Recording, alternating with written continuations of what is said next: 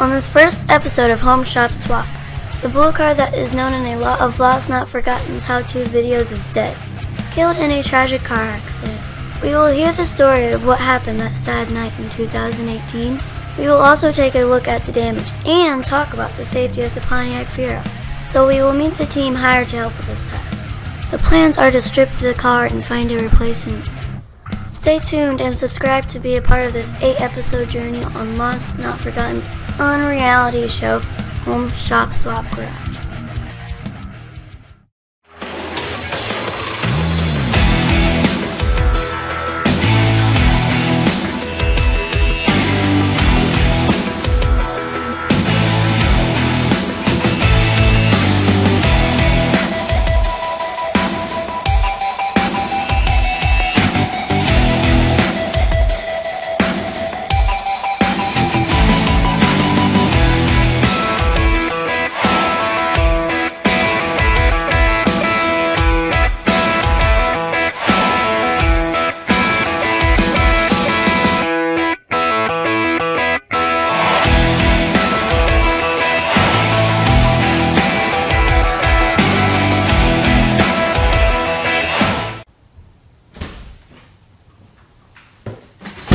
Oh, hey, how's it going?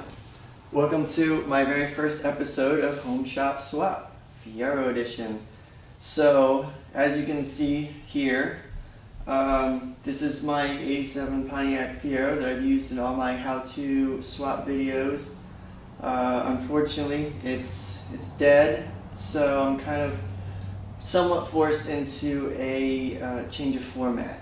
So, I'm thinking instead of doing how-to videos, I'll do a series of episodes on basically transitioning from this car, stripping it down, into building another car that I can use all these components on, and kind of having a new blue car. So it's a very sad moment for me. I'm sure any car guy would understand, you know, when a car is your baby, it's really tragic to see something like this happen, especially when you invest so much time and energy and money into something that you cherish so much.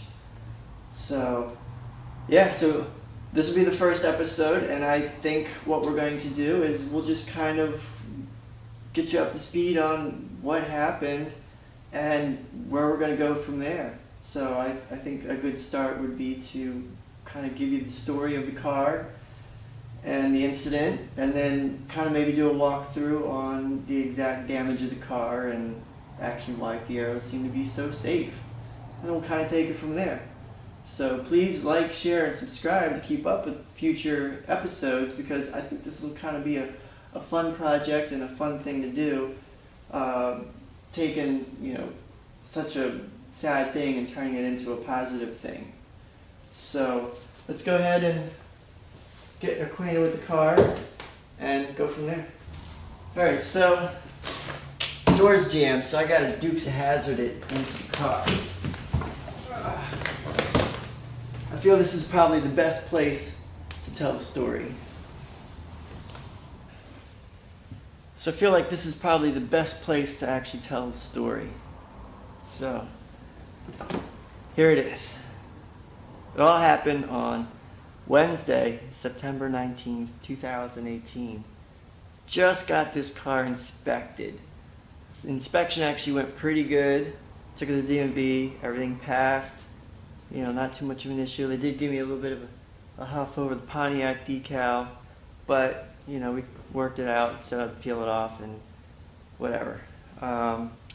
Took my oldest daughter, you've seen some of her YouTube videos on how to do headlight motors and how to troubleshoot a horn. Took her to a church activity, and then afterwards was on our way home. If anyone's familiar with Delaware, it's Newark area, 896. We're heading southbound towards I-95, and you know, just kind of a normal day, and there was a car coming the other way on 896 northbound. We were heading southbound, crossing through an intersection, and it just hooked a left. Didn't stop. I mean, we both had a green, but They failed to yield the right of way. They hooked a left. And then the first thing that went through my mind was my daughter. So I cut the wheel over, and that's why you can see a lot of the damages on the driver's side. Just cut the wheel over so I'd take the brunt of the impact. And we just T-boned them, spun them around. And then the car, I could hear the wheels lock up, and then it skidded towards the curb, hit the curb, and then just, boom, up over the curb, down over the curb. Car finally came to a stop. My daughter's just screaming, I can't breathe, I can't breathe. And it was really hard, to go through that. So I spent some time, I'm like, calm down, it's okay, we're all okay, just take a breath, it's okay. And it took a couple minutes, but I got her calmed down. My cell phone was sitting on the center console. I couldn't find it, so I was looking for it so I could call for a ride and call the insurance company. And it took a few minutes, but I found it behind the brake pedal. And so I called my wife so she could come get us. And honestly, I had no intentions of really calling the police because I knew with the number of people that were going through the intersection, someone had already taken care of that. It was around that time that people started coming to the door to see if we were okay. And that's when I realized that the door's jammed. So fortunately, it was a nice evening, and the windows were already down, so we were able to climb out. And when we climbed out, I took my phone and I did some video of the whole incident, which you can see right now. We were heading from this direction, had a green light. The car made a left turn in front of us, smacked us. And here we are. Dude, I had this car since '97. My first car I ever bought. Just got done an engine swap, got it inspected. I've got thousands in this car. Today is September 19th, 2018. This sucks.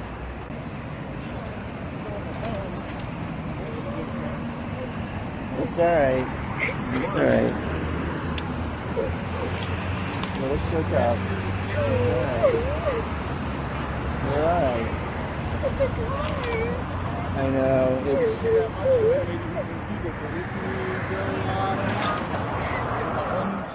So I took that video, asked some witnesses to please stay so they could be, they could talk to the police, and within that short amount of time, the EMT and ambulance and police started showing up and doing everything that they needed to do. And it was really well streamlined. We were in the ambulance within 10 minutes, getting checked out, and I could feel my back just tightening as soon as I crawled out of the car, and my neck.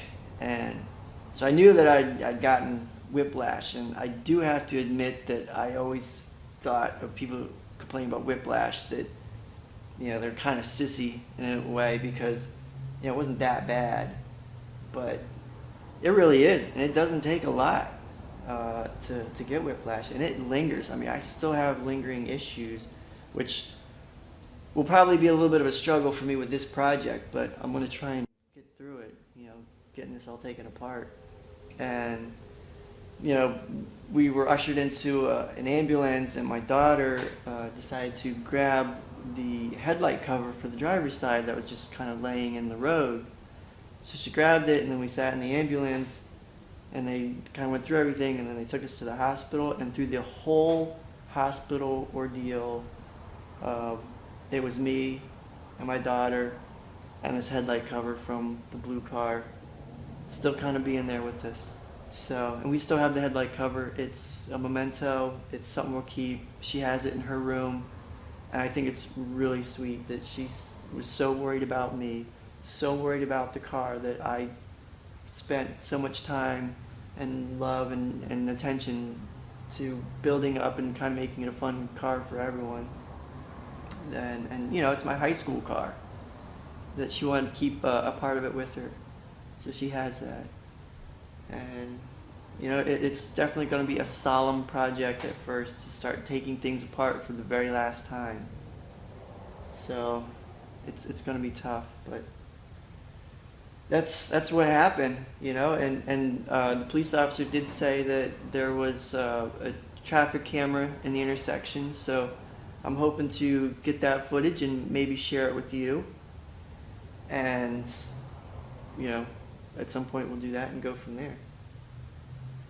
But I think it's time to move on. Let's go ahead and take a look at the damage to the car and kind of talk about Fieros and accidents and how they respond to accidents.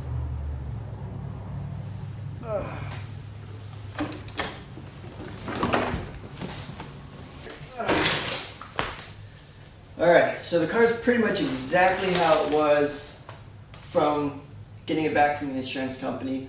The only thing that I've done was taken the spare tire out because I have a battery relocation kit in there. I want to make sure the battery is okay and see the condition of the battery relocation kit. But let's open this thing up.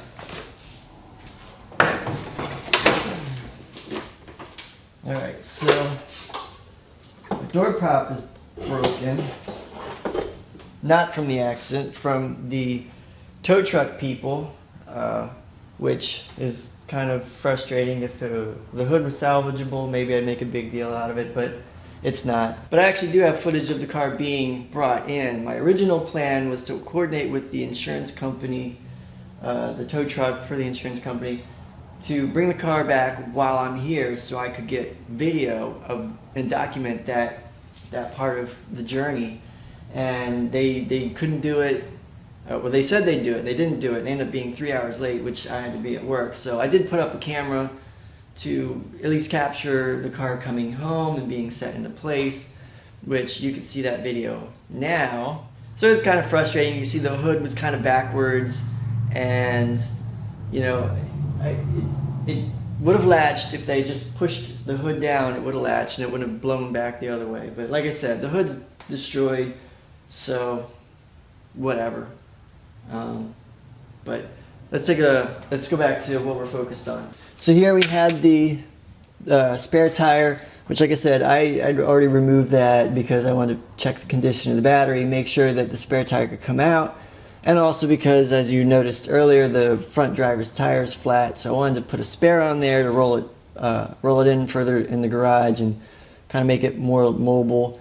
But I ended up not needing it. So you can see the battery's okay, the battery relocation tray is okay. It just popped out, and the wheel well actually is destroyed. So there's no saving that. Whatever new car I transition this into, I'm going to have to cut a new hole in the wheel well. I can't reuse this one because the whole thing is just busted. No saving it. So talking about safety, the Fiero is actually the second safest car in America for its entire production life, underneath a Volvo. That's pretty impressive. And you can actually see that in this accident.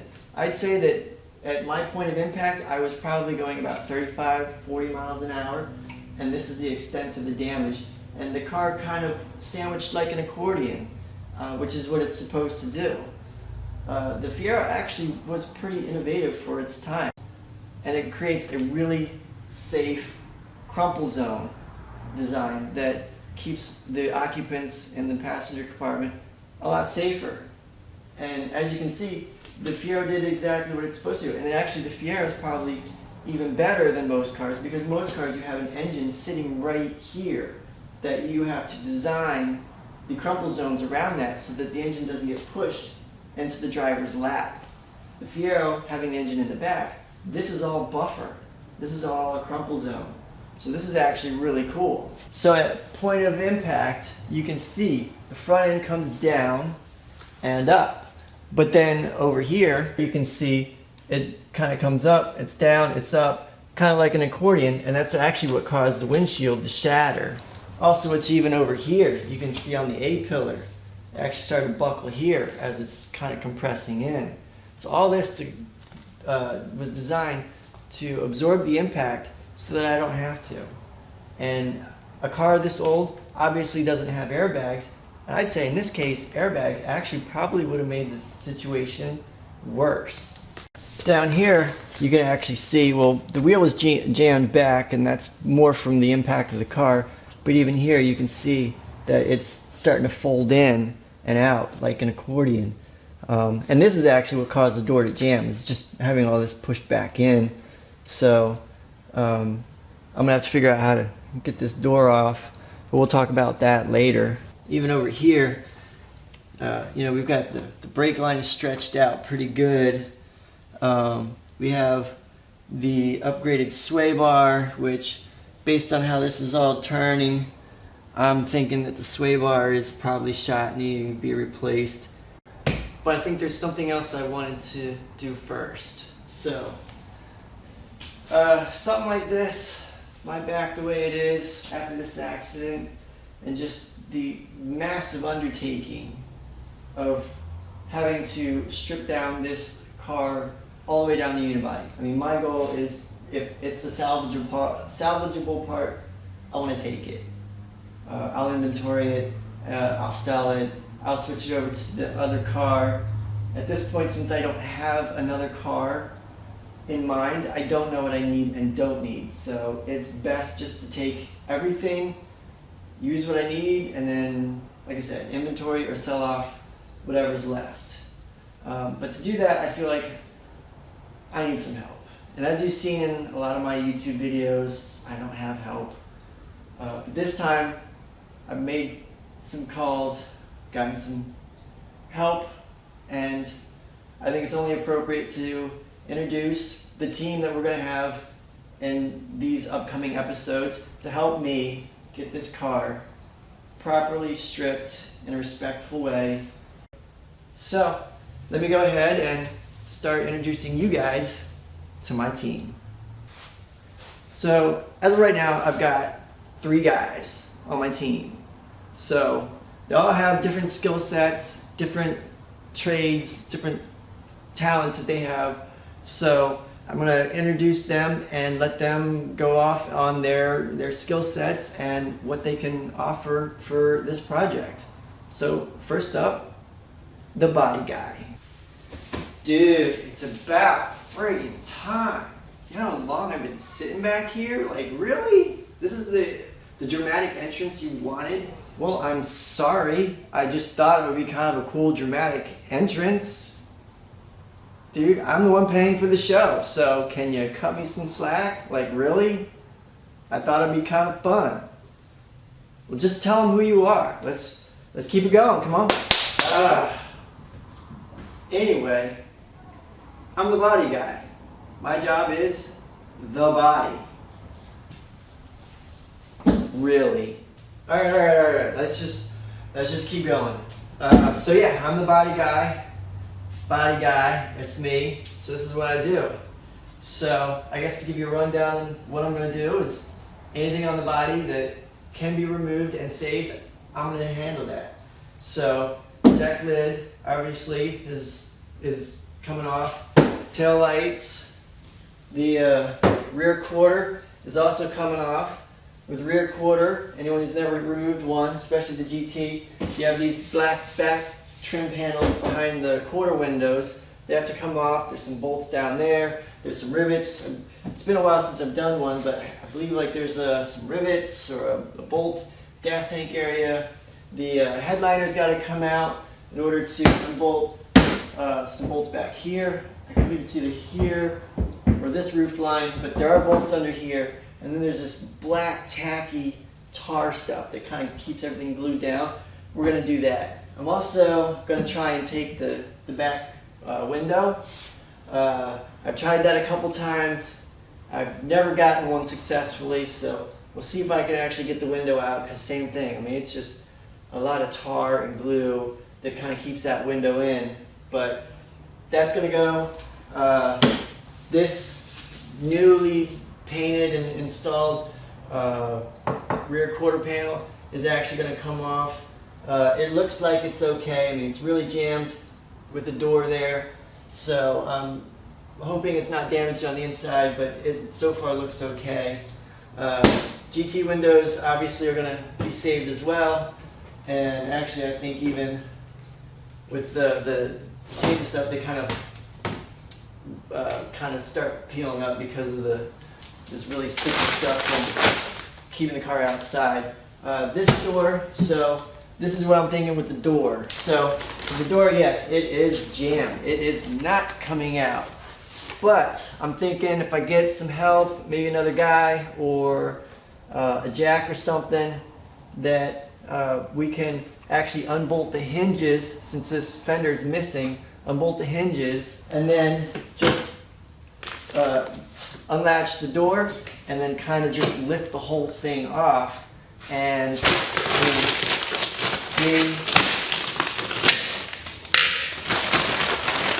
you can probably save the mirror, maybe. It'll be tough, maybe the mirror, but there's really not a lot salvageable, at least on the outside of this panel. The wheels look like they can be saved, but unfortunately, I'm going to say most everything on the front end is not salvageable. I am, however, going to keep the hood because I have an extra hood, and my original plan for the hood was to cut a hood scoop in to the hood, but I never got around to doing that. So I'm thinking I have an extra hood. I will keep this hood as a spare to cut, because when you cut out the center here and you make your hood vent, you need to reinforce the sides. So I can actually cut those pieces out of the hood, this hood, and then fiberglass them as the sidewalls for the hood scoop. So I think there's still some value here, and I think this is what I want to hold on to this piece for. But everything else, it's kind of a hit or miss body-wise. Even our headlight module, you know, these things are kind of hard to come by. But I mean, this thing is toast. I mean, the board's broke. Wiring is damaged. I want to keep the wiring, but the wiring is going to have to be repaired from the damage from the accident. But yeah, this module, hopefully whatever car we get to replace this has one, and we don't have to source out another one. But we'll go around the other side and just take a quick peek there. Alright, so coming around this way, I mean, we got a little crack in the paint here. I'm not sure if it's just the paint or if it's the fender, but this fender may be salvageable. Our side marker light broke there, so nothing there. The front driver's side tire is the only one flat, and the other rims are actually in good shape. You can probably sell those off. Yeah, this still got stuff on it. This stuff is really sticky. You really peel up a lot.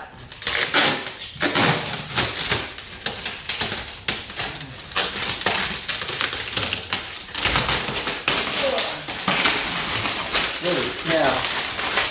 So yeah, we've got that, and then it's almost like Christmas. So on this side, we do have a working door. So we're going to take this door. I think the whole thing. We're going to take it. And I think we're good. So, yeah. So, yeah, pretty much anything that's good, I'm going to take. Body-wise, I mean, we're taking the fuel tank. We're taking whatever wiring we can. Engine obviously is coming out. The whole drivetrain. And we're going to inventory everything. So, that's pretty much me, body guy, body work. Anything else you want me to say? Thank you for that. That was actually pretty thorough. I appreciate that. There's definitely a lot here to do. I think you did a pretty good walk down. I like your idea with the door. Let me know what I can do to support that. And I appreciate the introduction. I think it went well. Yeah, no problem. And you know what? Look, I'm sorry about that whole start introduction thing. It's cool, you know. I get it. It was a good idea. It's just, you know, my back, you know, from crouching down all the whole time. But you know, it's cool. Yeah. Is there anything else that you need me to do? If not, you mind if I get running for now? Yeah, it's good. Yeah. Yeah, do what you need to. Yeah, if you want to get going, I've got other people to introduce, and you know, let's meet back in episode 2. Does that sound good? Awesome, cool. Well, yeah, no problem. And yeah, you know what? Episode 2 will be episode 1 of a new friendship. So, you know, keep me in touch. See you. You too, man. So yeah, why don't we introduce our next guy? He's going to be working on the interior. Why don't you introduce yourself? Hey everyone. Hey, I'm the interior guy. By the way, love the introduction idea. It works. So yeah, I'm the interior guy. My task here is to take care of all the interior needs. In this case, we're going to be removing everything from the car. From headliner to carpet, because whatever replacement car we get, I don't know the condition of the interior, so we'll take it out, we will stock it, and then we will probably clean some parts up, and you know, maybe even see if we can customize a few things or recondition some things, especially carpets, seats. I'm thinking maybe do some Mr. Mike leather on the new interior, but in this case, yeah. Headliners coming out. We'll recondition the headliners so it doesn't sag anymore. Maybe we'll do something with the visors.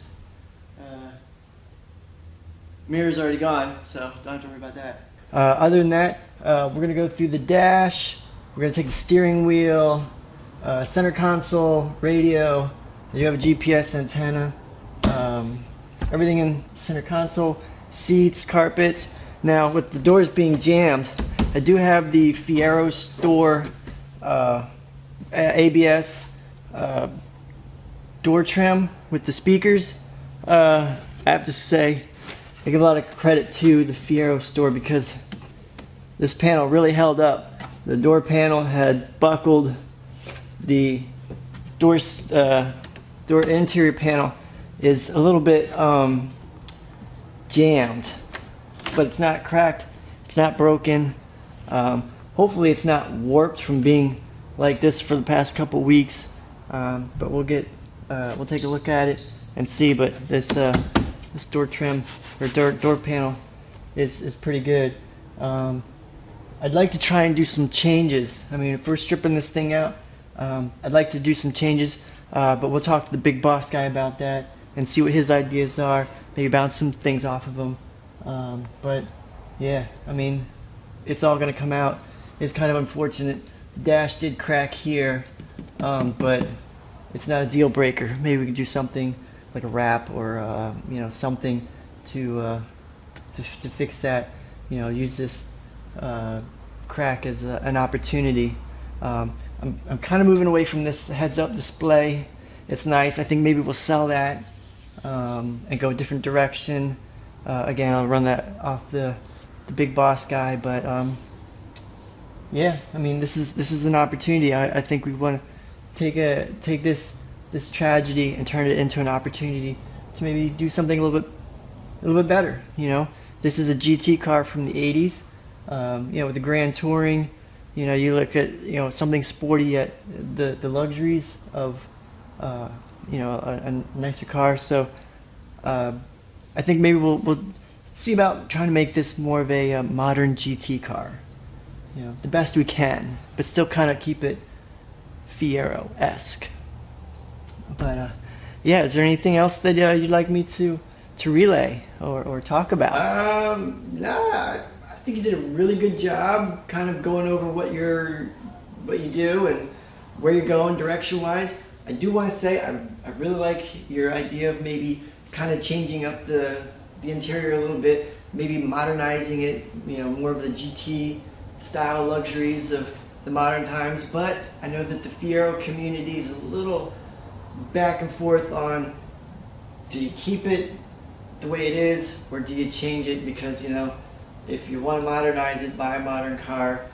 But it is an old car, you know, maybe if you did some tasteful upgrades. But you really get my brain juices flowing here. I like this. Let's you and me talk about this, and maybe yeah, we'll come up with something cool. You know, maybe people will like it. I'm already getting some ideas that I'd like to maybe put down on paper. Let's you and me talk about it. Thank you. And yes, I look forward to talking about this a little bit more. Like, I feel like there's opportunity here. But yes, let's talk. This is exciting. But yeah, let me hop out of here. This is a little tight, a little awkward. Wow, you can totally have to like Dukes Hazzard this. It's funny because I actually had already done the Dukes Hazzard thing. It's a thing. I know, right? So yeah, as you mentioned, I'm an interior guy, and it's good hanging out with you, and I really look forward to being a part of this going forward. This is an exciting opportunity. I know it was a lot of interviewing and narrowing down. I'm really happy I got the job, but yeah, so I want to make you proud. If you got nothing else for me, I think I'll get running for today, but I will see you in episode 2, right? Right. Awesome. If you don't need anything else from me, I think I'll get going for today. Yes, opportunities abound. I totally get it. You're awesome too. I picked you for a reason. I know you bring a lot to the table, so yeah. Like, share, subscribe, all that, whatever the YouTube stuff. I mean, you know what to do. See you next time. See ya. Bye. All right, so that was interior guy. You met body guy. You met interior guy. I got one more guy on my team, and as interior guy kind of mentioned, it was a lot of interviewing, a lot of tryouts, skill sets, resumes. I mean, you just can't hire anyone off the street because you don't know what they're going to do. So, very happy with the team so far. Different personalities, different mindsets. We're going to make a great project. But there's one more person we definitely need to introduce, and he's kind of the guy that's going to kind of bring it together. He's going to take care of a lot of the odds and ends, maybe some of behind the scenes stuff, some of the technical aspects of the project, and help me personally find another car that we can use as a project. Now, there's some criteria, we'll get to that in a second, on the project car we're looking for, but let's first introduce our technical guy. Thank goodness I didn't have to hide behind the car like the other two guys, because good for them. That's definitely not me. Me. But anyway, I'm tech guy, so my whole position here is everything technical. Technical when it comes to the car, technical when it comes to locating parts, technical when it comes to parts coming off the car and being cataloged and stored away or sold. And my favorite part of this is technical in the sense of I have the personal honor of helping the big boss man actually locate his next car. So this is exciting. This is a big deal. I think my position is actually more important than the other two guys, but that's just between us. Is there any other questions that you wanted me to answer? Yeah, thanks for that introduction. That was actually pretty okay. I mean, the whole hide behind the car thing I thought was kind of cool, but you know, whatever. Anyway, so yeah, since you're a technical guy, and I really appreciate you being my right-hand man on this whole project. You know, it's a big task for one person to undertake. So it's always good to have that sidekick. Wait, sidekick? But anyway, so since you're the technical guy, you were talking about inventory. Can you give them a quick little rundown on our inventory system? I mean, I think you did a pretty awesome job with it and keeping up with it. So show them and maybe give some other people some ideas, you know, they can use for their own homes. Yeah, about that. Anyway, laptop. Inventory. Boom. So this is a generic spreadsheet. We've got quantity of parts, a description, the container it's in, part number. I'll probably get around adding part numbers on parts that have part numbers installed. I may take that column out because most parts won't be installed. If it's a sellable part, we'll list that, and then the location, as in where that container is stored. So it's pretty cool because if you are in need of a part, you just go on here, you hit your Control F, which will bring up a search feature, and then you can type in a part, and if it pops up, you can locate that container and then where that container is located, which is nice. And same thing when it comes to sellable parts. If the part is a sellable part, I can then resort the list by all the sellable parts, pull those parts, and then start listing them for sale to kind of help offset the cost of the car. So yeah, it's pretty thorough, and it's really helpful. Anyone who has a home garage or a lot of parts, I would totally recommend doing something like this. But just as a quick example, on the far side of the wall here, we have a couple of those bins, and I'll just kind of show you what I did. So let me sit this down and let's take a look. Alright, so over here, and I apologize for the mess, things are a little we're working on it. So this would be one container. Instead of numbering the containers 1, 2, 3, 4, 5 and then saying that it's in container 3 or 4, I decided to be a little more, I guess, clever or crazy. But I just gave them like a 3 or 4 digit code. That way it's easier to identify the boxes. So this is 7.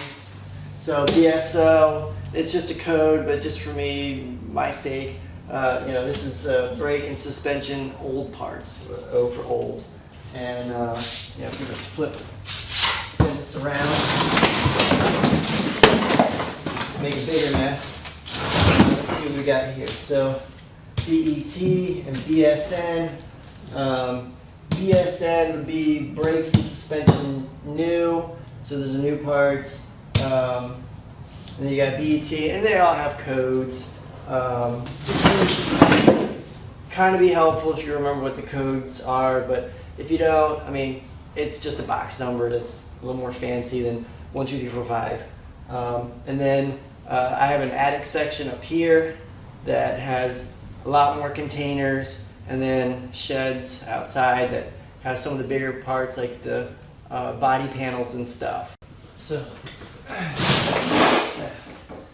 I'll put that back later. Anyway, yeah, so that's pretty much the gist of it.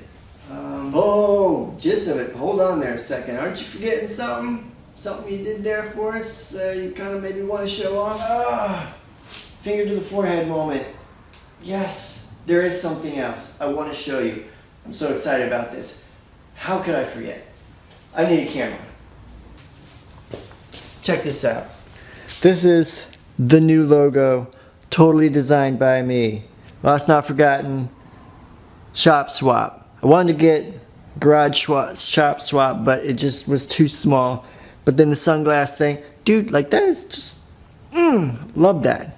But anyway, yeah, that's all this space. So yeah, totally proud of that. New logo, new design, by the tech guy. That's awesome. Anyway, so yeah, I'm gonna get going. You need anything else from me? No, man, I'm good. Thanks for everything. You rock. Definitely a good choice bringing you on board. I look forward to seeing you next time, next episode. Take it easy. Cool, awesome. Yeah, thanks for everything. I'll see you in episode 2. It's gonna be sweet.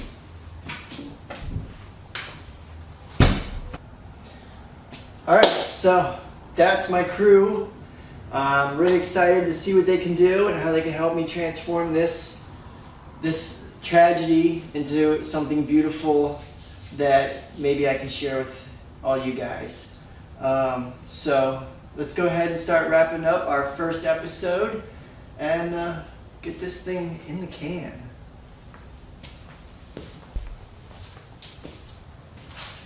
So this is it. This is the blue car. I hope you enjoyed the team, and this is going to be something new. I'm sure if you follow me on all my old videos on how to, you kind of seen my garage kind of evolve and change over the years. Some new additions now is we got a new camera. Hopefully maybe get a lapel system at some point for audio. The old camera I'll still use here and there, but I'm going to try and focus on a new camera. The Ferrari is taken out of the garage, so I have a little extra space to work for right now for parts and inventory. As you can see up above, I've got a new lighting system. There is two 18,000 lumen LED lights that are lighting this garage up so that it's not so dim and dreary. I've got a new 60-gallon air compressor to replace the old one that was broken for a while. So now I can get back to using air tools again. And so going forward, I think this is a much better equipped shop. It's always evolving. So I have the right tools to do this job and to bring you better content in the future. I definitely am going to get back into the how-to videos at some point, but I think for right now, a slight change in direction is kind of a good thing. So anyway, thanks for watching. If you enjoyed this video, please like, share, and subscribe. I mean, it's always helpful to get new subscribers, new fans, new friends, and anyone interested in the Fiero. Hopefully they find it to be a cooler car, you know. There's a lot of negative content out there, although I will admit that a lot of the content that is out there, articles and stuff, is becoming more and more positive. So hopefully they continue to see the Fiero for what it is and what a fun, cool car it is, and safe for its age. So we're going to turn this into a safe, fast, fun road and track car. Well, thanks for watching, and I look forward to seeing you next time.